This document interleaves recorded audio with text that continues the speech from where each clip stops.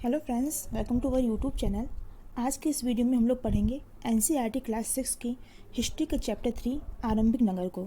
जिन लोगों ने chapter first और चैप्टर सेकंड की वीडियो नहीं देखी है वो हमारे डिस्क्रिप्शन बॉक्स में जाकर के लिंक को ओपन करके वहाँ से देख सकते हैं, क्योंकि वहाँ पे हम लोगों ने बेसिक चीज़ें क्लियर करी हुई हैं, जैसे कि ईसा या ईस्वी में क्या अंतर है, या अगर 8000 साल पहले या 5000 साल पहले की बात हो रही है तो वो कितनी ईसा पूर्व की बात हो रही है। तो एक बार जाकर के आप चैप्टर फर्स्ट की जो वीडियो है उसको जाकर देख लीजिए।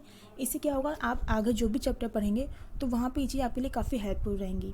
साथ ही फ्रेंड्स, एक बात आपको बता दें कि हम यहाँ पर जो भी आपको क्लास 6 की एनसीईआरटी पढ़ा रहे हैं वो हमारे न्यू सिलेबस के अकॉर्डिंग है। जो न्यू सिलेबस का इंडेक्स है, जो विषय सूची है, उसमें जो जो चैप्टर दिए हुए हैं और जिस अकॉर्डिंग दिए हुए हैं कि फर्स्ट पे कौन सा चैप्टर है या सेकेंड पे कौन सा चैप्टर है, तो उस अकॉर्डिंग हम आपको यहाँ पे एनसीईआरटी पढ़ा रहे हैं। जो हमारी विषय सूची है वो हमने आपको चैप्टर फर्स्ट की वीडियो में दे रखी है, तो वहाँ पे जाकर के आप उसको एक बार देख सकते हैं, उसका स्क्रीनशॉट भी ले सकते हैं, जिससे आपको ये चीज़ क्लियर हो जाए कि इसमें कितने चैप्टर हैं और कौन सा चैप्टर किस नंबर पर है। तो फ्रेंड्स, आइए स्टार्ट करते हैं आज की वीडियो। हमारा चैप्टर 3 है अध्याय 3 आरंभिक नगर। यहाँ पे दिया हुआ है पुराने भवन का संरक्षण। सबसे पहले यहाँ पे दिया हुआ जसपाल और हरप्रीत अपने घर के पास ही गली में क्रिकेट खेल रहे थे।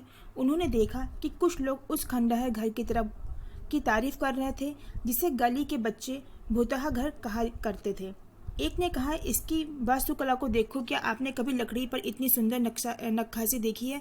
दूसरी महिला ने कहा, हमें मंत्री जी को पत्र लिखकर कहना चाहिए कि इस खूबसूरत घर को सुरक्षित रखने के लिए इसकी मरम्मत कराने की व्यवस्था करें। ये सब सुनकर जसपाल और हरप्रीत सोचने लगे कि उस पुराने खंडहर से लोगों को इतना लगाव क्यों हो सकता है। तो यहाँ पे एक ये दे रखा है कि अगर कि दो बच्चे हैं, उन्होंने एक पुराना घर देखा तो कुछ लोगों को लगा कि वो भूतहा हो सकता है, और कुछ लोगों ने उसकी तारीफ की कि अगर ये इतना पुराना घर है तो उसको वैसे ही सुरक्षित रखने की सरकार को व्यवस्था करनी चाहिए।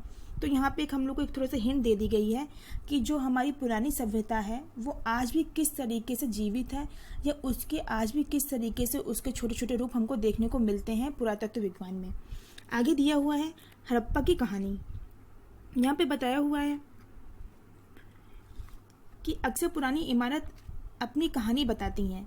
लगभग 150 साल पहले जब पंजाब में पहली बार रेलवे लाइन बिछाई जा रही थी तो इस काम में जुटे इंजीनियरों को अचानक हड़प्पा पुरस्थल मिला जो आधुनिक पाकिस्तान में है। इसको ध्यान रखिएगा, जो हड़प्पा सभ्यता है वो आधुनिक पाकिस्तान में है। उन्होंने सोचा कि यह एक ऐसा खंडहर है जहाँ से अच्छी ईंटें मिलेगी। यह सोचकर वे हड़प्पा के खंडहरों से हजारों ईंटें उखाड़ ले गए, जिससे उन्होंने रेलवे लाइनें बिछाई। इससे कई इमारतें पूरी तरह नष्ट हो गईं। तो यहाँ पे बताया जा रहा है कि अक्सर पुरानी इमारत अपनी कहानियाँ बताती हैं। जैसे कि वो दो बच्चे थे, उन्होंने उस इमारत को देखा तो उनको ये लगा हो सकता है वो भूतहा हो, क्योंकि अक्सर मूवी में यही दिखाते हैं ना कि कोई बहुत पुराना घर होता है, उसमें जाला वगैरह लगा होता है, तो अक्सर लोग क्या सोचते हैं कि ये घर भूतहा है या इसमें भूत रहता होगा। और कुछ लोगों ने क्या कहा, जो मतलब पढ़े लिखे होते हैं, जो बड़े लोग होते हैं, वो ये कहते हैं कि अगर इतना पुराना घर अभी भी है तो इसके पीछे का क्या इतिहास है, ये जानना चाहिए हमको, और साथ ही ऐसी इमारत को सुरक्षित रखने के लिए सरकार को कुछ व्यवस्था करनी चाहिए। यहाँ पे बताया हुआ है कि 150 साल पहले जब पंजाब में पहली रेलवे लाइन बिछाई जा रही थी तो इस काम में जुटे इंजीनियरों को अचानक हड़प्पा पुरास्थल मिला। तो उन लोगों को क्या, जो हड़प्पा पुरास्थल है वो आधुनिक पाकिस्तान में स्थित है। उन लोगों ने क्या किया, रेलवे लाइन बिछाई जाने के लिए उन्होंने वहाँ से हजारों ईंटों को उखाड़ लिया, क्योंकि उनको रेलवे लाइन बिछानी थी, जिससे उन्होंने रेलवे लाइन बिछाई। इससे कई इमारतें पूरी तरह नष्ट हो गईं। आगे दिया हुआ है, इसके बाद लगभग 80 साल पहले पुरातत्वविदों ने इस स्थल को ढूंढा और तब पता चला कि ये खंडहर उपमहाद्वीप के सबसे पुराने शहरों में से एक है। चूँकि इस तरह की खोज सबसे पहले हुई थी, इसलिए बाद में मिलने वाली इस तरह के सभी पुरास्थलों में जो इमारतें और चीज़ें मिली उन्हें हड़प्पा सभ्यता की इमारतें कहा गया। इन शहरों का निर्माण लगभग 4700 वर्ष पूर्व हुआ था। तो फ्रेंड्स, जैसा कि हमने आपको वीडियो की स्टार्टिंग में बताया था, जैसे यहाँ पे 4700 वर्ष पूर्व लिखा हुआ है, तो हमने आपको ये चीज़ क्लियर की थी हमारे चैप्टर फर्स्ट में कि अगर 4700 वर्ष की बात हो रही है, पूर्व की बात हो रही है, तो वो किस ईसा पूर्व की बात हो रही है। तो ये आप हमारी चैप्टर फर्स्ट की जो वीडियो है वहाँ पे जाकर के आप इस चीज़ को क्लियर कर लीजिए। साथ ही फ्रेंड्स, ऐसे क्या होता है, बेसिक से पढ़ने पे हमारा क्या होता है, आगे के जो भी क्वेश्चंस होते हैं वो हमको काफ़ी इजी लगते हैं। कभी कभी ऐसा होता है कि कोई क्वेश्चन होता है वो थोड़ा इधर उधर से पूछ लिया जाता है एग्जाम में, लेकिन अगर हम इस तरीके से चैप्टर की रीडिंग करते चलेंगे, उसको समझते चलेंगे, तो कोई क्वेश्चन किधर से भी आए वो आउट ऑफ सिलेबस तो नहीं रहेगा, ना आउट ऑफ चैप्टर रहेगा, वो होगा तो हमारे चैप्टर के अंदर से ही ना। तो हम लोग अगर रीडिंग इस तरीके से करेंगे तो इस टाइप का अगर कोई क्वेश्चन आ जाता है जो आपके नोट्स में नहीं होगा या जो आपने सॉल्व नहीं किया होगा, उसके प्रश्नोत्तर नहीं किए होंगे, लेकिन अगर ऐसा क्वेश्चन आ जाता है और आपने चैप्टर की रीडिंग अच्छे से की है तो वो आप वहाँ पे कर सकते हैं। तो हमारे चैप्टर की रीडिंग से, उसको समझने से बस यही फ़ायदा होता है कि कोई क्वेश्चन कहीं से भी पूछा जाए आप उसका आंसर दे सकते हैं। साथ ही जो आज हमारा चैप्टर है हड़प्पा या मोहनजोदड़ो, इससे काफ़ी क्वेश्चन हमारे एग्जाम में पूछे जाते हैं, तो आप लोग इसको ध्यान से देखिएगा। आगे देखते हैं। लिखा हुआ, पुरानी इमारतों को तोड़कर उनकी जगह नए भवन बनाए जाते हैं। क्या तुम्हें लगता है कि पुरानी इमारतों को सुरक्षित रखना चाहिए? इन नगरों की विशेषता क्या थी? जो नगर थे उनकी विशेषता क्या थी यहाँ पे बताया हुआ है। इन नगरों में से कई को 2 या उससे ज़्यादा हिस्सों में विभाजित किया गया था। यहाँ पे बताया गया तो इनमें से जो नगर थे उनको 2 या फिर उससे ज़्यादा हिस्सों में विभाजित किया गया था। प्रायः पश्चिमी भाग छोटा था लेकिन ऊंचाई पर बना था, और पूर्वी हिस्सा बड़ा था लेकिन यह निचले इलाके में था। यहाँ पे बताया हुआ है प्रायः इनको 2 या 2 से अधिक भागों में विभाजित करते थे। साथ ही ये हुआ है कि जो पश्चिमी एरिया है हमारा इधर का, वो छोटा था, साथ ही ये ऊंचाई पे बना हुआ था। मतलब ये ऊंचाई पे बना हुआ था, मतलब इसमें जो लोग थे यहाँ पे तो काफ़ी दूर दूर रहते थे। छोटा था इसलिए दूर दूर रहते थे, बहुत ज़्यादा लोग यहाँ, बहुत ज़्यादा भीड़ नहीं थी। साथ ही ऊंचाई पे बसा हुआ था। इधर दिया हुआ कि जो पूर्वी भाग था वो निचले इलाके में मतलब हिस्से में था, और यहाँ पे जो मतलब जो ये जगह थी वो काफ़ी नीचे हिस्से में स्थित थी। यहाँ पे लिखा है ऊंचाई वाले भाग को पुरातात्विदों ने नगरदुर्ग कहा है और निचले हिस्से को निचला नगर कहा है। इसको ध्यान रखिएगा। दोनों हिस्सों की 4 दीवारियाँ पक्की ईंटों की बनाई जाती थी।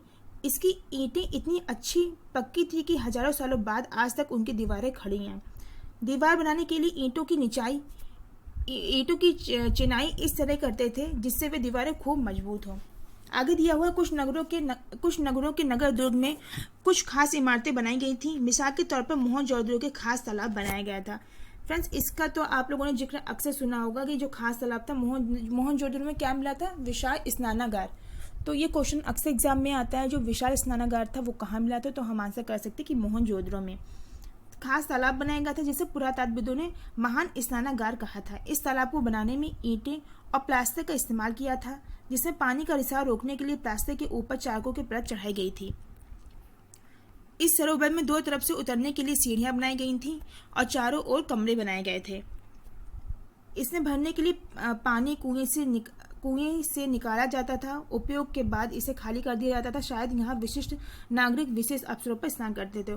तो एक ही आइडिया लगाया जा रहा है कि जो महान स्नानागार था इसमें क्या बताया गया कि बीच में नहाने की व्यवस्था थी, चारों तरफ से हमारी क्या सीढ़ियाँ दे रखी थी वहाँ पर उतरने के लिए। और इसमें एक आइडिया लगाया जा रहा है कि ऐसा इसलिए किया गया होगा, ये इतना विशाल इसलिए बनाया गया होगा क्योंकि शायद जो नगर के जो विशेष नागरिक होते थे वो विशेष अवसर पर यहाँ पर स्नान करते होंगे। आगे फ्रेंड यहाँ पे कॉर्नर पे दिया था, ये नगर आधुनिक पाकिस्तान की पंजाब और सिंध प्रांतों, भारत के गुजरात, राजस्थान, हरियाणा और पंजाब प्रांतों में मिले हैं। इन सभी स्थानों से पुरातात्विदों को अनोखी वस्तुएं मिली हैं, जैसे मिट्टी के लाल बर्तन जिन पर काले रंग के चित्र बने हैं, पत्थर के बाट, मोहरे, मनके, तांबे के उपकरण और पत्थर के लंबे ब्लेड आदि। तो यहाँ पे क्या बताया हुआ, यहाँ पे क्या मिट्टी के लाल बर्तन बने हैं जिन पे काले रंग के चित्र बने हैं। लाल बर्तन है और उन पे काले रंग के कुछ चित्र बने हुए हैं। पत्थर के बाट जिनसे हम लोग कुछ भी जब सामान लेने जाते हैं तो बाट होते हैं जिसमें लिखा होता है 1 kg, ½ kg। उसी तरीके से पत्थर के बाट, मोहरे, मनके हमने आपको बताया था, मनकों का इस्तेमाल क्या माला बनाने में होता था, तांबे के उपकरण और पत्थर के लंबे ब्लेड आदि मिले हैं। नीचे यहाँ पे दिया हुआ है कालीबंगा और लोथर जैसे अन्य नगरों में अग्निकुंड मिले हैं जहां संभवतः यज्ञ किए जाते होंगे। हड़प्पा, मोहनजोदड़ो और लोथर जैसे कुछ नगरों में बड़े बड़े भंडारगृह मिले हैं। इसको ध्यान रखिएगा फ्रेंड्स कि कालीबंगा और लोथर में क्या हुआ है, बड़े अन्य नगरों में अग्निकुंड मिले हैं, जिससे लोगों ने आइडिया लगाया कि वहां संभवतः यज्ञ किया जाता होगा। हड़प्पा, मोहनजोदड़ो और लोथर जैसे कुछ नगरों में बड़े बड़े भंडारगृह भी मिले हैं। यहाँ पे हमारा एक मैप दिया हुआ है साइड में, मानचित्र 3 उप महाद्वीपों के आरंभिक नगर। तो यहाँ पे कुछ जो प्रमुख नगर हैं, जैसे यहाँ पे कालीबंगा हो गया, मोहनजोदड़ो यहाँ पे हो गया, सिंधु नदी है, रावी, हड़प्पा है। तो यहाँ पे ये सब यहाँ पे अंकित किए हुए। लोथर ये नीचे हो गया। आगे देखते हैं। यहाँ पे देखिए जो महान स्नानागार है वहाँ उसका चित्र दिया हुआ है, आप देख सकते हैं यहाँ पे इसको। यहाँ पे देखिए क्या दिखाया हुआ है, ये कि बीच में ये स्नानागार था, यहाँ पे पानी भरा जाता होगा और साइड में जैसा कि बताया था उतरने के लिए सीढ़ियाँ दी जाती थी। और साथ ही फ्रेंड्स ये यहाँ पर जो आप लोग को दिख रहा है ये खंडहर टाइप से, जो अभी इतना नहीं है, तो एक आइडिया लगाया जा रहा है कि यहाँ पे ऊपर की तरफ क्या कमरे हुआ करते थे जिनमें लोग नहाने के बाद चेंज करते होंगे। आगे बताया हुआ है हड़प्पा के नगर में ईंटों की चिनाई, ये देखिए यहाँ पे। तो फ्रेंड्स, इससे क्या आइडिया लगता है कि हमारे काफ़ी सौ साल पहले भी हमारा जो हिस्ट्री थी वो वहाँ की सभ्यता भी काफ़ी संपन्न थी। वहाँ पे आप देख सकते हैं कि इतने सौ साल पहले भी कितना, मतलब एक वैज्ञानिक तरीके से किस तरीके से ईंटों का वो हुआ है। इससे ये आइडिया नहीं लगाते हैं हम लोग कि वो लोग कुछ नहीं जानते थे या इतनी वहाँ पे सभ्यता संस्कृति विकसित नहीं थी। कई सौ सालों पहले भी जो लोग थे वो उसी तरीके से रहते थे जैसे आज हम लोग रहते हैं, कि आज हम लोग क्या मकानों में, पक्के मकानों में रहते हैं, नालियाँ बनी होती हैं, सब कुछ होता है, वैसे कि उस टाइम में भी वो सभ्यता विकसित हो चुकी थी। आगे क्या है, भवन, नाले और सड़कें। हेडिंग है भवन, नाले और सड़कें। इसमें दिया है, इन नगरों के घर आमतौर पर 1 या 2 मंजिले होते थे। घर के आंगन के चारों ओर कमरे बनाए जाते थे। अधिकांश घरों में एक अलग अलग स्नानागार होता था और कुछ घरों में कुएं भी होते थे। यहाँ पे बताया हुआ है कि इन नगरों पे जो घर आमतौर पे 1 मंजिल या 2 मंजिल होते थे। घरों के बीच में क्या होता था, एक बड़ा सा क्या आंगन होता था और आंगन के चारों तरफ कमरे होते थे। जैसे कि आज भी आप देखते होंगे कई घर बने हुए हैं कि बीच में क्या होता है, बड़ा सा आंगन होता है, आंगन के चारों ओर कमरे होते हैं, एक अलग स्नानागार होता था और कुछ घरों में कुएं भी होते थे। जैसे कि आजकल भी हम देख सकते हैं, हमारे गांव बड़ा में भी इस टाइप के घर मिल जाएंगे। आगे कई नगरों में ढके हुए नाले थे। इन्हें सावधानी से सीधी लाइन में बनाया जाता था। हर नाली में हल्की ढलान होती थी ताकि पानी आसानी से बह सके। अक्सर घरों की नालियों और सड़कों की नालियों से जोड़ दिया जाता था, जो बाद में बड़े नालों से मिल जाती थी।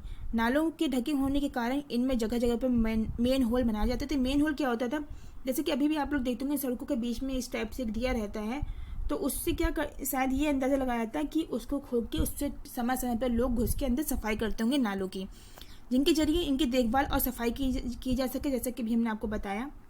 आगे लिखा हुआ, घर, नाले और सड़कों का निर्माण योजनाबद्ध तरीके से एक साथ ही किया जाता है। यहाँ पे बताया कि उस टाइम में क्या होती थी, नगरों में ढके हुए नाले होते थे। सभ्यता काफ़ी विकसित थी, जैसा कि हमने आपको बताया था कि जो नाले थे वो ढके हुए थे, पक्की नालियाँ थी, पक्की सड़कें थी और उनके बीच में एक मेन होल बनाया जाता था जिसमें समय समय पर लोग घुस के उसकी सफाई करते थे। आगे दिया हुआ है, यहाँ पर वर्णित घरों और पिछले अभ्यास में वर्णित घरों में तुम्हें क्या अंतर दिखाई देता है, कोई 2 अंतर बताओ। जैसे कि हम लोगों ने क्या बताया था कि पिछले जो चैप्टर पढ़े उन्हें क्या था कि लोग एक जगह पे पहली बार रुकते ही नहीं थे। वो अपने खाने की तलाश में, शिकार की तलाश में या पानी की तलाश में एक स्थान से दूसरे स्थान जाते रहते थे। लेकिन अब क्या हो रहा है, धीरे धीरे सभ्यता हमारी विकसित हो रही है।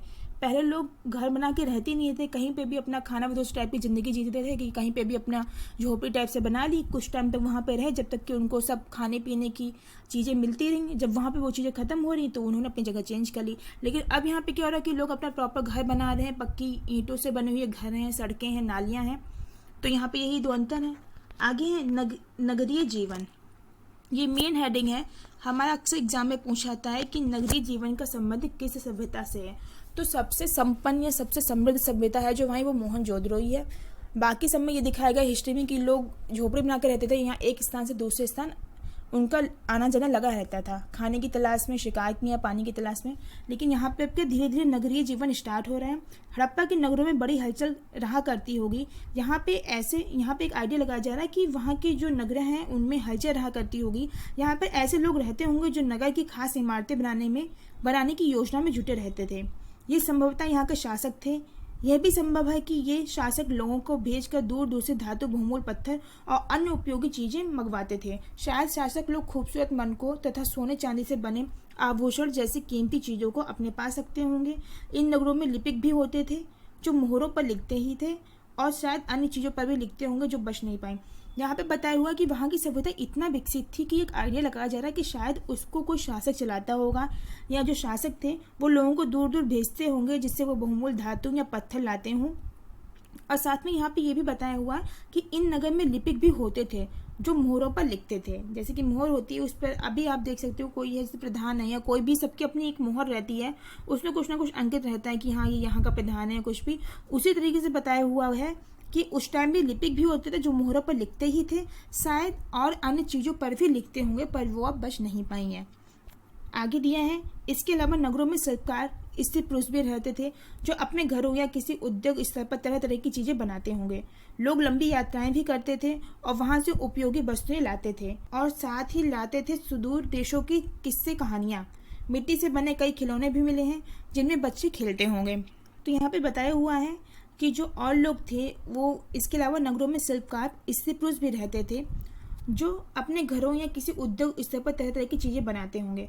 साथ ही ये बताया हुआ है कि लोग लंबी यात्राएं करते थे, वहाँ से उपयोगी वस्तुएं हैं या कुछ ऐसी वस्तुएं लेके आते थे। साथ ही अच्छे अच्छे किस्से कहानियाँ लाते थे, जैसे कि लोग एक स्थान से दूसरे स्थान जाते थे तो वहाँ जाकर के अगर वो कुछ भी अपना उद्योग कर रहे हैं, कुछ भी अपना थोड़ा बहुत कमा रहे हैं, फिर जब वो वहाँ से वापस आते थे तो वो साथ में अच्छे अच्छे किस्से कहानियाँ भी लेके आते थे। मिट्टी से बने कई खिलौने भी यहाँ पे मिले हैं जिनसे बच्चे खेलते होंगे। एक आइडिया लगाया जा रहा है कि कुछ वहाँ पे मिट्टी से बने खिलौने मिले हैं, तो एक आइडिया लगाया जा रहा है कि जो बच्चे थे वो उन खिलौनों को खेलते होंगे। फ्रेंड्स, यहाँ पे देखिए दिया हुआ है, ये देखिए एक नाली का चित्र दिया हुआ है, आप इसको देख सकते होंगे। यहाँ पे देखिए ये नाली का चित्र बना हुआ है। साथ ही यहाँ पे जो है वो नीचे देखिए, जो अभी आपको बताया था कि हाँ सड़क के बीच में इस टाइप से दिया रहता था, तो एक आइडिया लगाया जा रहा है कि लोग इसके अंदर घुस करके समय समय पर इसकी सफाई करते रहते होंगे। यहाँ पे है दिया हुआ है कि सबसे ऊपर मोहनजोदड़ो की एक सड़क और उसके बीच उसमें बना नाला है ऊपर, और फिर नीचे है एक कुआं बाईं ओर, नीचे हड़प्पा की एक मोहर। उसके बाद लिखा इस मोहर के ऊपर के चिन्ह एक खास में, हाँ देखिए यहाँ पे दिखाया हुआ है, ये हमारे लेफ्ट साइड में, ये देखिए हड़प्पा के टाइम की एक खास मोहर है। देखिए यहाँ पे कुछ इस टाइप से बना हुआ है, कोई जानवर है, कुछ अंकित किया हुआ है, और यहाँ पे ये जो है वो मिट्टी के खिलौने दिखाए गए हैं कि इससे आइडिया लगाया जाता है कि शायद बच्चे इन खिलौनों से खेलते होंगे। अब यहाँ पे है नगर और नए शिल्प। यहाँ पे दिया आओ अब कुछ ऐसी चीज़ों के बारे में अध्ययन करें जो हड़प्पा के नगरों से प्राप्त हुई हैं। पुरातत्वविदों को जो चीज़ें वहाँ मिली हैं उनमें अधिकतम पत्थर, शंख, तांबे, कांसे, सोने और चांदी जैसे धातु से बनाई गई थी। तांबे और कांसे के औजार, हथियार, गहने और बर्तन बनाए जाते थे। सोने और चांदी से गहने और बर्तन बनाते थे। तो यहाँ पे ये बताया हुआ है कि जो पुरातत्वविद हैं उनको वहाँ से कुछ चीज़ें प्राप्त हुई हैं जिनमें अधिकतर पत्थर, शंख, तांबे, कांसे, सोने और चांदी जैसे धातुओं से बनाई गई हैं। यहाँ पे बताया हुआ तांबे और कांसे से औजार, हथियार, गहने और बर्तन बनाए जाते थे। सोने और चांदी से गहने और बर्तन बनाए जाते थे। यहाँ लिखा यहाँ मिली सबसे आकर्षक वस्तुओं में मनके, जिसका हमने बताया था मनकों से क्या होता था कि इसका प्रयोग जो होता था वो माले बनाने में करते थे। माला बनाने में बाट तो आपको पता ही होगा, आप जब कुछ लेने जाते हैं तो लोग अपना बाट लगते हैं 1 किलोग्राम या आधा किलो का या 5 किलो का। आगे लिखा हुआ है फलक। फलक होता था लकड़ी का जो तख्ता होता था उसको फलक बोलते थे। आगे यहाँ पे लेफ्ट साइड में है ऊपर पत्थर की बाट देखो। यहाँ पे देखिए बताया जा रहा है कि पत्थर की बाट देखो कितने ध्यान से और उपयुक्त तरीके से इन बाटों को बनाया गया है। इन्हें चर्ट पत्थर से बनाया गया था। इन्हें शायद बहमूल पत्थर और धातुओं को तौलने के लिए बनाया गया होगा। फ्रेंड्स ये ध्यान रखिएगा, यहाँ पे एक वर्ड यूज है चर्ट पत्थर। तो कभी कभी इस टाइप से कुछ क्वेश्चन घूम के आ जाते हैं कि चर्ट पत्थर का संबंध किससे है। तो यहाँ पे ध्यान रखिएगा, हम बता सकते हैं कि चर्ट पत्थर का जो संबंध है वो बाट से है। आगे बताया हुआ है मध्य में बाएं मनके, इनमें से कई, यहाँ पे भी एक नया शब्द लिखा है, कार्नियल पत्थरों से बनाए गए थे। तो यहाँ पे अगर आपके सामने ऐसा कोई क्वेश्चन आता है कि चट पत्थर है या कार्नियल पत्थर है, इनका संबंध किससे है, तो हम बता सकते हैं कि चट पत्थर का संबंध बाट से है और कार्नियल पत्थर का संबंध है मनकों से है। आगे बताया हुआ है पत्थर को काट और तराश कर मनके बनाए गए। इनके बीच छेद किए गए ताकि धागा डालकर माला बनाई जाए। जैसे कि हमने आपको बताते आ रहे हैं कि मनकों का संबंध क्या होता था, माला से होता था। ये देखिए बीच बीच में जो ये चीज़ें यूज की, ये मनके होते हैं, इनमें छेद कर करके फिर माला को बोया जाता था। और यहाँ पे कुछ ये लकड़ी के तख्ते टाइप के बनाए हुए हैं। आगे दिया हुआ है संभवतः 7000 साल पहले मेहनगढ़ में कपास की खेती होती थी। इसको भी ध्यान रखिएगा कि कपास की खेती के भी यहाँ पर साक्ष्य मिले हैं।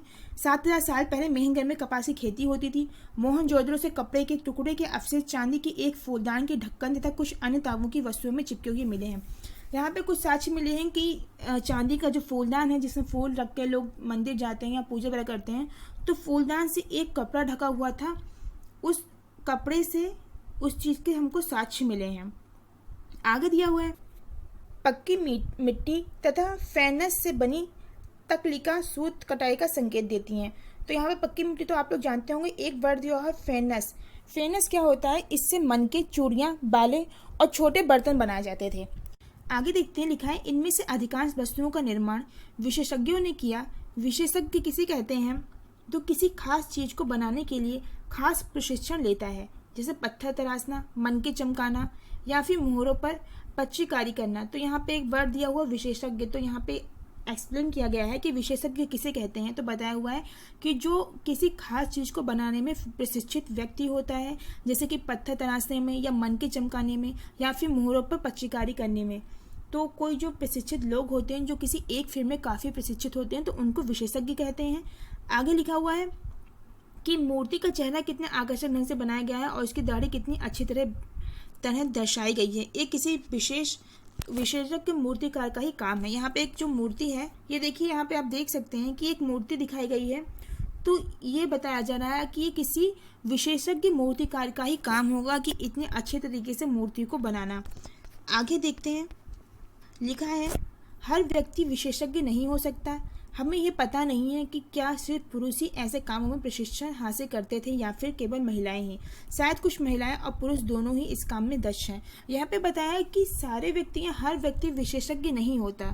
जो किसी एक फील्ड में ही प्रशिक्षित होता है, जिसे किसी एक फील्ड में कमांड होती है, वही विशेषज्ञ होता है। साथ ही यहाँ पे बताया हुआ है कि हम इस बात को कन्फर्म नहीं कर सकते कि उस समय में सिर्फ पुरुष या खाली महिलाएं ही इस काम को करने में दक्ष थीं। एक आइडिया लगाया जा सकता हो सकता है खाली पुरुष ही ऐसे काम करते हैं, विशेषज्ञ होते हों, या खाली महिलाएं ही विशेषज्ञ होती होंगी, या ये भी कह सकते हैं कि शायद कुछ महिलाएं और पुरुष दोनों ही इस काम में दक्ष हो सकते हैं। आगे बताया हुआ है फेनस। तो यहाँ पे बताया जा रहा है पत्थर और शंख प्राकृतिक तौर पर पाए जाते हैं, लेकिन फेनस को कृत्रिम रूप से तैयार किया जाता है। यहाँ पे बताया हुआ कि फेनस है क्या। यहाँ पे बताया जा रहा है बालू या स्फटिक पत्थरों के चूर्ण को गोंद में मिलाकर उनमें वस्तुएं बनाई जाती थीं। उसके बाद उन वस्तुओं पर चिकनी परत चढ़ाई जाती है। इन चिकनी परत के रंग प्रायः नीले या हल्के समुद्री हरे होते हैं। आगे है फेनस। जैसे कि हमने आपको बताया था, फेनस से मनके, चूड़ियाँ, बाले और छोटे बर्तन बनाए जाते थे। आगे दिया है कच्चे माल की खोज। तो यहाँ पे दिया है कच्चा माल उन पदार्थों को कहते हैं जो या तो प्राकृतिक रूप से मिलते हैं या फिर किसान या पशुपालक उनका उत्पादन करते हैं। आगे दिया जैसे लकड़ी या धातुओं के अयस्क प्राकृतिक रूप से उपलब्ध कच्चे माल हैं। इनमें फिर कई तरह की चीज़ें बनाई जाती हैं। मिसाल के तौर पर किसानों द्वारा पैदा किया गया कपास को कच्चा माल कहते हैं। इसके बाद में कुताई बुनाई करके कपड़ा तैयार किया जाता है। हड़प्पा में लोगों को कई चीज़ें वहीं मिलती हैं, लेकिन तावा, लोहा, सोना आदि बहुमूल्य पत्थर जैसे पदार्थों का वे दूर दूर से आयात करते थे। यहाँ पे कच्चे माल का जिक्र किया हुआ है, तो यहाँ पे बताया हुआ कच्चे माल क्या होते हैं। कच्चे माल उन पदार्थों को कहते हैं जो प्राकृतिक रूप से मिलते हैं या फिर किसान या पशुपालक उनका उत्पादन करते हैं, जैसे कि लकड़ी हो गई या धातुओं के अयस्क जो प्राकृतिक रूप में उपलब्ध कच्चे माल हैं। इनमें फिर कई तरह की चीज़ें बनाई जाती हैं। जो इसमें बताया हुआ है कि जो चीज़ें हमको प्रकृति में स्वतंत्र रूप से प्राप्त होती हैं वो कच्चे माल होती हैं। जैसे कि एक एग्जाम्पल के तौर पे बताया हुआ है कि जिस तरीके से जो किसान वगैरह हैं वो कपास की खेती करते हैं। जो कपास है वो कच्चा माल है, लेकिन उसके बाद में जो भी कपड़े बनाए जाते हैं या जो और कारीगरी करी जाती है वो कच्चे माल में नहीं आती है। यहाँ पे बताया हड़प्पा में लोगों को कई चीज़ें वहीं मिलती हैं, लेकिन तावा, लोहा, सोना, चांदी और बहुमूल्य पत्थरों से पदार्थ दूर दूर से आयात करते थे। मतलब कि इस टाइप की चीज़ें जो हैं वो दूर दूर से उनको मंगाते थे। आगे दिया है, नेक्स्ट देखते हैं। यहाँ पे है हड़प्पा के लोग तावे का आयात संभवतः आज के राजस्थान से करते थे।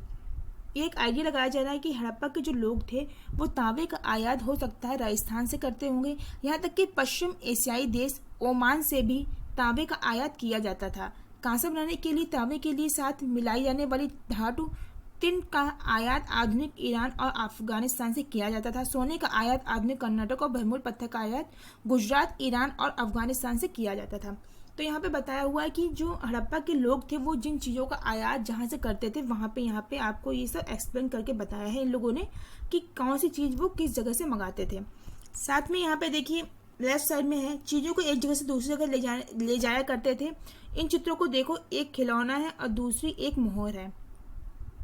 आगे है क्या तुम बता सकते हो कि हड़प्पा के लोग यातायात के लिए किन साधनों का प्रयोग करते हो। पिछले दिन में तुमने पहिए वाले वाहनों की जानकारी दी गई है। बच्चों का खिलौना, हल। आज हल चलाने वाले ज़्यादातर किसान पुरुष होते हैं। हमें ज्ञात नहीं है कि हड़प्पा में भी यही प्रथा थी।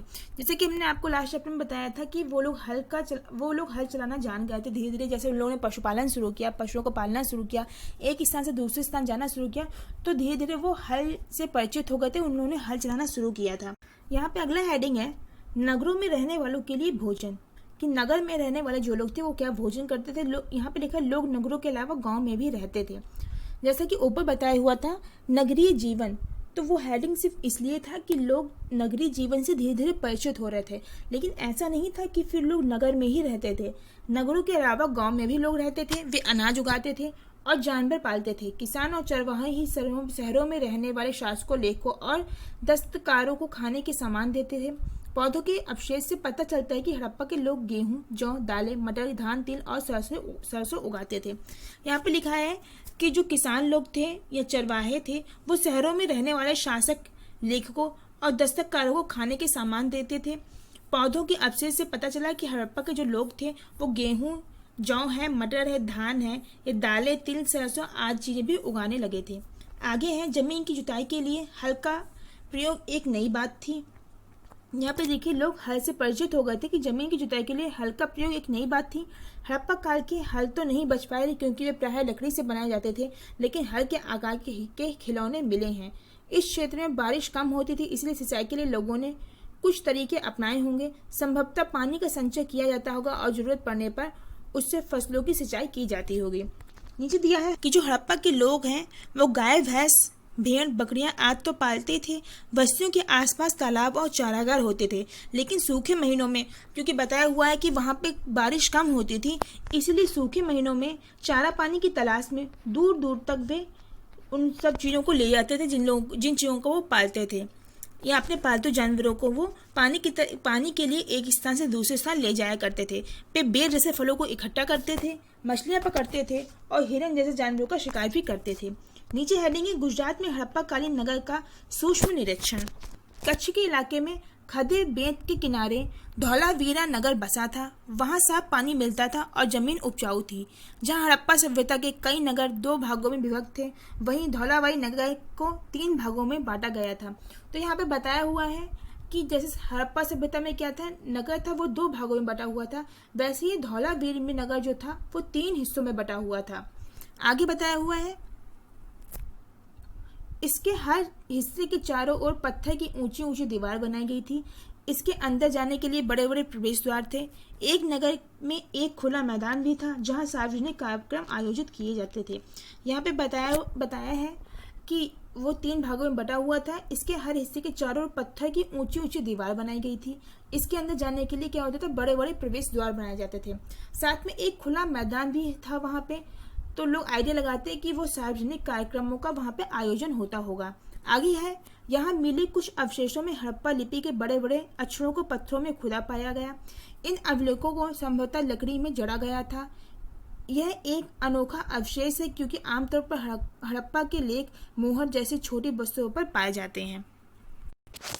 तो यहाँ पे बताया हुआ है यहाँ मिले कुछ अवशेषों में हड़प्पा लिपि के जो बड़े बड़े अक्षरों को पत्थरों पर खुदा पाया गया है।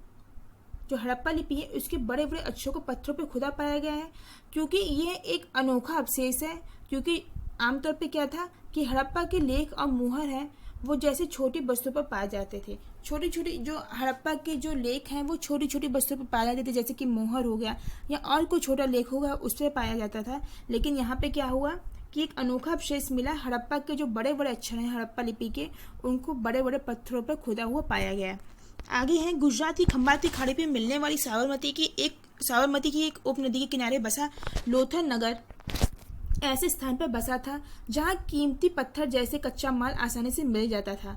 यह पत्थरों, शंखों और धातुओं से बनाई गई चीजों का एक महत्वपूर्ण केंद्र था। इस केंद्र में एक भंडार गृह भी था। इस भंडार गृह में कई मुहरें और मुद्रांकन या मोहरबंदी पर मिले हैं। यहाँ पे बताया हुआ गुजरात की खंबात की खाड़ी में मिलने वाली जो साबर नदी की नदी के किनारे बसा शहर लोथर है, ऐसे स्थान पर बसा था जहां कीमती पत्थर जैसे कच्चा माल आसानी से मिल जाता था। वो ऐसी जगह पर स्थित था कि वहां पर जो कच्चा माल है वो आसानी से मिल जाता था। यहाँ पत्थर, शंखों और धातु से बनाई गई चीजों का एक महत्वपूर्ण केंद्र था। साथ में यहाँ पे दिया हुआ है राइट साइड में लोथर का बंदरगाह। यह बड़ा तालाब लोथर का बंदरगाह रहा होगा, यहाँ जहाँ समुद्र के रास्ते आने वाली नावें रुकती होंगी, संभवतः यहाँ पर माल चढ़ाया उतारा जाता होगा। तो यहाँ पे ये जो जगह दिखाई है यहाँ पे इसको क्या बंदरगाह बताया जा रहा है, जहाँ से सामान को चढ़ाया और उतारा जाता होगा। बंदरगाह क्या होता था? बंदरगाह ऐसी जगह होती थी जहाँ से सामान का आयात और निर्यात किया जाता है। तो यहाँ पे लोथर का ये बंदरगाह दिखाया हुआ है, नीचे देखिए, देख सकते होंगे आप। नेक्स्ट देखते हैं। यहाँ पर एक इमारत मिली है जहाँ संभवतः मनके बनाने का काम होता था। पत्थर के टुकड़े, अधबने मनके बनाने वाले उपकरण और तैयार मनके भी यहाँ मिले हैं। आगे दिया है मुद्रा, मुहर और मुद्रांकन या मुहरबंदी। इसको पढ़ते हैं। मुहरों का प्रयोग सामान से भरे उन डिब्बों या थैलियों को चिन्हित करने के लिए किया जाता होगा जिन्हें एक जगह से दूसरी जगह भेजा जाता था। थैले को बंद करने के बाद उनके मुहरों पर गीली मिट्टी पोतकर उन पर मुहर लगाई जाती थी। मुहर की छाप को मुहरबंदी कहते थे। अगर ये छाप टूटी हुई नहीं होती तो ये साबित हो जाता कि सामान के साथ छेड़छाड़ी नहीं हुई है। तो यहाँ पे जैसे कि अभी क्या होता है, हम लोग के एग्जाम होते तो क्या कहते हैं कि पेपर सील है, अभी पेपर या टाइम से पहले आप लोग पेपर की सील नहीं खोल सकते। तो यहाँ पे ये बताया हुआ है कि उस टाइम में भी ये सभ्यता थी, ये चीज़ विकसित हो चुकी थी। यहाँ पे है मोहरों का प्रयोग सामान से भरे उन डिब्बों या थैलों को चिन्हित करने के लिए किया जाता होगा जिन्हें एक जगह से दूसरे स्थान भेजा जाता था। मतलब कि कोई ऐसा सामान है जिसको एक स्थान से दूसरे स्थान भेजा जाता था, तो उनके थैलों को बंद करने के बाद उन पर मोहरों पर गीली मिट्टी पोतकर उन पर मोहर लगाई जाती थी। मतलब जो थैले होते थे जिन पर सामान होता था, जो एक स्थान से दूसरे स्थान ले जाया जाता था, उनके मुंह पर गीली मिट्टी लगा दी जाती थी और उस गीली मिट्टी पर मोहर लगाई जाती थी। मोहर की छाप को मोहरबंदी कहते थे। अगर ये छाप जो होती थी तो वो अगर टूटी नहीं होती थी तो इससे ये साबित हो जाता था कि सामान के साथ कोई भी छेड़छाड़ी नहीं की गई है। आगे है सभ्यता के अंत का रहस्य। तो यहाँ पे लगभग 3900 साल पहले एक बड़ा बदलाव देखने को मिला है। अचानक लोगों ने इन नगरों को छोड़ दिया। तो यहाँ पे अभी तक क्या था कि सभ्यता हमारी जिस तरीके से विकसित हुई है, वहाँ पे क्या क्या चीज़ें देखने को मिली, किस तरीके से सभ्यता विकसित थी। अब यहाँ पे ये बताया हुआ है कि सभ्यता के अंत का क्या रहस्य, फिर धीरे धीरे वो सभ्यता क्यों मिटी या वो सभ्यता कैसे समाप्त हुई। तो यहाँ पे उसका जिक्र हुआ है कि अचानक लोगों ने इन नगरों को छोड़ दिया। लेखन, मोहर और बांटों का प्रयोग बंद हो गया। दूर दूर से कच्चे माल का आयात काफ़ी कम हो गया। मोहनजोदड़ो में सड़कों पर कचरे के ढेर बनने लगे। जल निकास प्रणाली नष्ट हो गई और सड़कों पर झुग्गी नुमा घर बनाए जाने लगे। तो फ्रेंड्स, एक बात याद रखिएगा कि सभ्यता हो या कोई भी चीज़ है, आप मान लीजिए अगर कोई भी चीज़ है उसका वो धीरे धीरे ऊपर बढ़ती है, फिर जब वो अपने एक पीक पॉइंट पे पहुंच जाती है तो वहाँ से वो चीज़ उतरना भी धीरे धीरे शुरू होती है। कोई भी चीज़ें हमेशा स्थायी नहीं रहती है। कोई भी चीज़ आप समझ लीजिए, कोई भी चीज़ मान लीजिए आप सोचिए वो चीज़ हमेशा वैसी रहे, कोई सभ्यता है या कोई भी चीज़, जैसे हम लोग की उम्र ही है धीरे धीरे बढ़ती है, तो ऐसा थोड़ा ना कि हम धीरे धीरे जवानी होते रहेंगे। धीरे धीरे क्या है कि कहते हैं कि बचपना और बुढ़ापा दोनों एक सा ही होता है। उन दोनों समय में बच्चा होता है या कोई बुजुर्ग आदमी है, वो दोनों ही का व्यवहार सेम होता है। तो हम लोग का क्या बचपना से लेकर के फिर हम लोग क्या होता है, एक जवानी आती है, फिर धीरे धीरे बूढ़ा होकर फिर इंसान खत्म हो जाता है। वैसे ही कोई सभ्यता है तो उसका अगर वो धीरे धीरे सभ्यता है विकसित होना शुरू हुई तो उसका एक पीक पॉइंट रहता है जहाँ पे वो बहुत ही ज़्यादा वो उसको सक्सेस मिलती है या बहुत ही विकसित होती है, फिर धीरे धीरे वो उसमें उतार चढ़ाव भी शुरू होते हैं। क्योंकि अगर कोई चीज़ बहुत ज़्यादा अच्छी है तो उसमें फिर कहीं ना कहीं से थोड़ा बहुत दाग लगने जरूर शुरू होते हैं। पहले क्या बताया हुआ था कि वहाँ की जो नालियाँ थी, सड़कें थी, काफ़ी साफ थी, लोग बहुत सफाई से रहते थे। यहाँ पे दिया हुआ है सड़कों पर कचरे के ढेर बनने लगे थे। फिर है जल निकास प्रणाली नष्ट हो गई और सड़कों पर झुग्गीनुमा घर बनाए जाने लगे। धीरे धीरे वो चीज़ें खराब होती गई और फिर लोग पक्के मकानों से झुग्गीनुमा घर में रहने लगे। आगे दिया हुआ है यही सब क्यों हुआ कुछ पता नहीं। कुछ विद्वानों का कहना है कि नदियाँ सूख गई थी, या अन्य का ये कहना है कि जंगलों का विनाश हो गया था। इसका कारण ये हो सकता है कि ईंटें पकाने के लिए ईंधन की जरूरत पड़ती थी। इसके अलावा मवेशियों के बड़े हुए झुंडों के चारागाह और घास वाले मैदान समाप्त हो गए होंगे। तो फ्रेंड्स, जैसे कि क्या है कि अभी हम लोग का टाइम है तो साइंस इतना डेवलप हो रहा है, इतने नए नए आविष्कार हो रहे हैं, लेकिन फिर भी लोग क्या करते हैं कि हाँ पेड़ों को काटते हैं या वनों को काटते हैं। तो धीरे धीरे हम लोग की जो सभ्यता ये भी धीरे धीरे समाप्त हो जाएगी। ऐसा नहीं है ये हमेशा बना रहेगा। तो धीरे धीरे अभी हम लोग इतनी तरक्की कर रहे हैं, लेकिन अगर अभी हम लोगों ने इन सब चीज़ों पर कंट्रोल नहीं किया कि वनों को काटना बंद नहीं किया तो धीरे धीरे क्या होगा, ये हमारा टाइम में ये भी धीरे धीरे ऐसे हो जाएगा कि सब कुछ एकदम से समाप्त हो जाएगा। फिर आज से कई सौ साल बाद जो लोग आएंगे वो ऐसे पुरातत्वविदों के द्वारा पता चलेगा कि आज के लोग या 2020 के टाइम लोग कैसे रहते थे। जैसे कि अभी हम लोग पढ़ रहे हैं मोहनजोदड़ो के बारे में या वहाँ के लोगों के बारे में, तो ऐसे ही कई सारे सालों के बाद में जो क्या होगा कि जो वहाँ के लोग होंगे वो हम लोग के बारे में पढ़ेंगे। आगे यहाँ पे बताया हुआ है कि यहाँ पे लोग कह रहे हैं कि ऐसा क्यों हुआ होगा, कि धीरे धीरे सभ्यता का क्यों विनाश हुआ। तो इसके कई कारण बताए हैं। कुछ विद्वानों ने ये कहा है कि नदियाँ या तो सूख गई होंगी, कुछ लोगों का कहना है जंगलों का विनाश हो गया होगा, या फिर ईंटें पकाने के लिए ईंधन की जरूरत पड़ी होगी तो लोगों ने जंगलों से लकड़ियां काटना शुरू किया होगा। इसके अलावा मवेशियों के बड़े बड़े झुंडों से चारागाह और घास वाले मैदान समाप्त हो गए होंगे, या जो ऐसे चारागाह हैं या मवेशियां हैं जो बहुत ज़्यादा ऐसे चारा जहाँ पर मिलता है उनको, तो ऐसे स्थान या ऐसे मैदान समाप्त हो गए होंगे।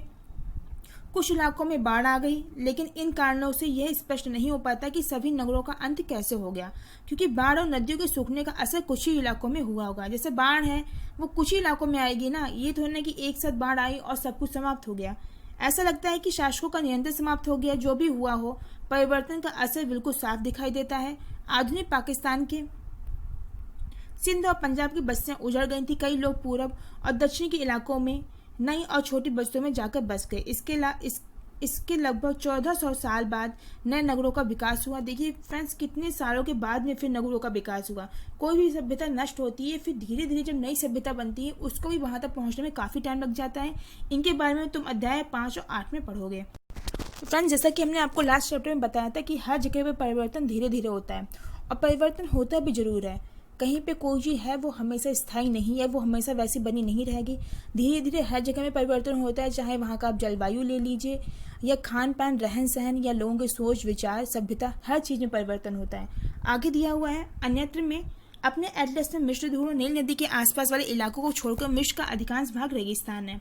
लगभग 5000 साल पहले मिस्र में शासन करने वाले राजाओं ने सोना, चांदी, हाथी दांत लकड़ी और हीरे जवाहरात लाने के लिए अपनी सेनाएं दूर दूर तक भेजी। इन्होंने बड़े बड़े मकबरे बनाए जिन्हें पिरामिड के नाम से जाना जाता है। राजाओं के मरने पर उनकी शवों को इन्हीं पिरामिडों में दफनाकर सुरक्षित रखा जाता था। इन शवों को मम्मी कहा जाता है। उनके शवों को साथ और भी अनेक चीजें दफनाई जाती थी। इनमें खाद्यान्न, पेय, वस्त्र, गहने, बर्तन, वाद्य यंत्र, हथियार और जानवर शामिल हैं। कभी कभी शवों के साथ उनके सेवक और सेवकाओं को भी दफना दिया जाता था। दुनिया के इतिहास में शवों को दफनाने की परंपरा को देखते हुए मिस्र में सबसे ज्यादा धन दौलत खर्च किया जाता था। तो यहाँ पे क्या बताया गया होता है कि जो मिस्र था उसमें राजाओं के मरने पर उनकी शवों को पिरामिड में दफना के सुरक्षित रख दिया जाता था। ये पिरामिड होते थे तो उनके शवों को यहाँ पे दफना दिया जाता था। साथ ही जो शव होते थे उनको क्या बोलते थे, मम्मी कहा जाता था। और उनके शवों के साथ में उनकी जो इस्तेमाल की या जरूरत की चीज़ें थी, जैसे खाद्यान्न थे, पेय है, वस्त्र है, गहने, वाद्य यंत्र, या अन्य लोगों, या कभी कभी सबके साथ में जो उनके सेवक और सेविकाएं होती थी उनको भी दफना दिया जाता था। तो यहाँ पे बताया दुनिया के इतिहास और शवों को दफनाने की परंपरा को देखते हुए मिस्र में सबसे ज़्यादा धन दौलत खर्च किया जाता था। तो फ्रेंड्स, यहाँ पे हमारी चैप्टर समाप्त हो जाता है। आपको वीडियो कैसी लगी हमको कमेंट के जरूर बताइए। साथ ही जाने से पहले वीडियो को लाइक करिए। अगर आप लोगों ने हमारे चैनल को सब्सक्राइब नहीं किया, चैनल को सब्सक्राइब कर लीजिए। साथ ही बेल आइकन का बटन दबा दीजिए जिससे आगे आने वाली वीडियोज़ का नोटिफिकेशन आप लोग को मिल सके। साथ ही फ्रेंड्स, जिन लोगों ने चैप्टर 1 और चैप्टर 2 की वीडियो नहीं देखी है वो हमारे डिस्क्रिप्शन बॉक्स में जाकर के लिंक को ओपन करके वहाँ से उसको देख सकते हैं, जिससे आपको स्टार्टिंग का बेसिक सब क्लियर हो जाए। तो फ्रेंड्स, मिलते हैं अगली वीडियो में। तब तक अपना ख्याल रखिए, खुश रहिए। Thank you.